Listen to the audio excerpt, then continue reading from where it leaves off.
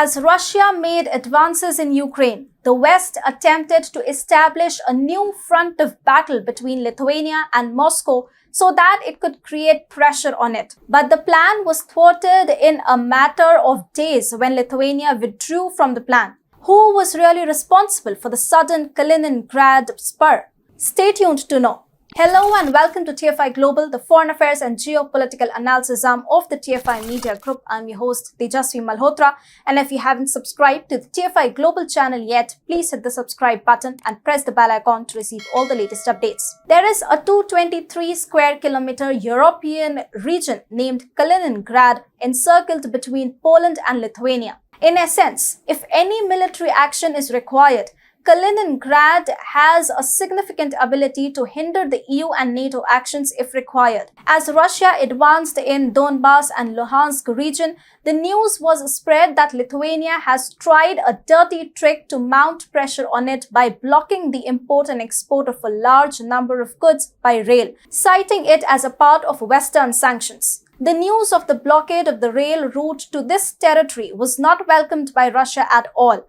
It was taken as an unprecedented escalation by Moscow. However, the so-called blockade was a plan of the EU to just mount pressure on Moscow, but now the EU is in an apologetic mode already. The European Union has taken a major U-turn.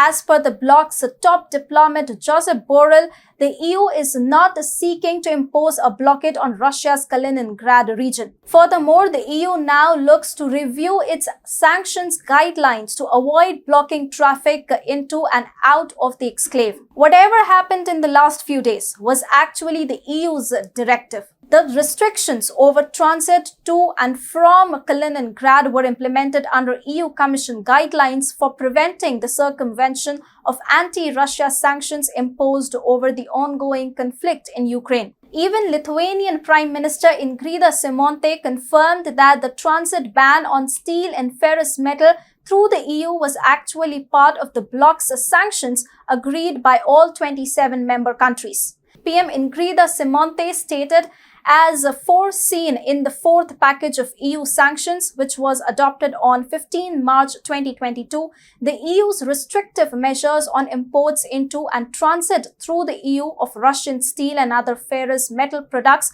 definitely entered into force on 17 June 2022. Lithuania applies the EU restrictive measures in accordance with the EU law and in consultations with the European Commission. A surprising thing to note here is that this directive came into force exactly after the Russian action of revoking the independence of Lithuania in its state Duma as an answer to NATO's military buildup in the nation. So the EU directive was enforced as a repercussion of Russian action. However, it appears that Lithuania overlooked the possibility that Russia may retaliate. As the news of the blockade reached Moscow, Russia warned Lithuania of dire consequences. Nikolai Patrushev, Secretary of the Security Council of Russian Federation and Putin's closet aide, went on to declare Russia will certainly respond to such hostile actions. Furthermore, he added, measures are being worked out in an interdepartmental format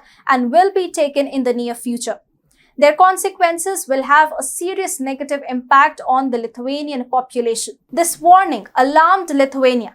Immediately, Lithuania declared that only 1% of goods are affected out of the total Russian freight transit to Kaliningrad. Russia chastised that the realities might be different. As per Russia, the restrictions had the chance of affecting roughly 50% of cargo flow between the Kaliningrad and the rest of Russia. Seeing the move getting backfired, the European Union hopped in to avert the possible next Russian aggression. The European Commission is now working overnight to defuse the growing Kaliningrad crisis amid fears of escalation. Even the EU could not have imagined that its attempt to embargo Kaliningrad in an effort to increase pressure on Russia would backfire to this degree. Now, the bloc stresses that these sanctions weren't intended to blockade Kaliningrad.